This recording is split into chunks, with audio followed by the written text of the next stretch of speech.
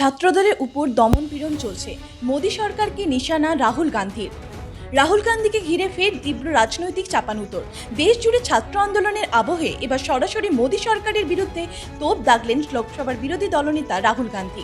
রাহুল গান্ধীর অভিযোগ, ছাত্রদের দাবি শোনার পরিবর্তে আন্দোলন দমনে ব্যস্ত কেন্দ্র। সংসদে শিক্ষা ব্যবস্থা ও ছাত্র আন্দোলন নিয়ে আলোচনা চাইলেও স্পিকার নাকি জানিয়েছেন সরকারের অনুমতি ছাড়া তা সম্ভব নয়। রাহুলের প্রশ্ন, যদি সংসদে আলোচনা করতেও সরকারের অনুমতি লাগে তবে গণতন্ত্র কোথায়? তিনি আরও দাবি করেন, দেশের ছাত্রছাত্রী ও যুব সমাজ আজ নিজেদের ভবিষ্যৎ নিয়ে চরম অনিশ্চয়তার মধ্যে রয়েছে, অথচ তাদের সমস্যার সমাধান না করে আন্দোলনকারীদের উপর লাঠিচার্জ, পুলিশি দমন-পীড়ন চালানো হচ্ছে। তার কথায় এই আচরণ ভারতের গণতান্ত্রিক মূল্যবোধের পরিপন্থী। রাহুলের অভিযোগ, দেশের শিক্ষা ব্যবস্থা এবং প্রতিযোগিতামূলক পরীক্ষার বিশ্বাসযোগ্যতা মারাত্মকভাবে ক্ষতিগ্রস্ত হয়েছে।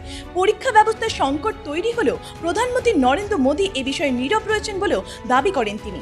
একই সঙ্গে শিক্ষা প্রতিষ্ঠানে আরএসএস এর প্রভাব বৃদ্ধি এবং গুরুত্বপূর্ণ পদে আদর্শগতভাবে ঘনিষ্ঠ ব্যক্তিদের নিয়োগের অভিযোগও তোলেন কংগ্রেস নেতা।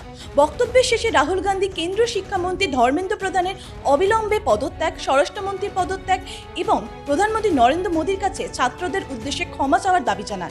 এখন এই ইস্যুতে কেন্দ্রের তরফে কি প্রতিক্রিয়া আসে, সেদিকেই নজর দেশের রাজনৈতিক মহলের। ব্যুরো রিপোর্ট, জি বাংলা।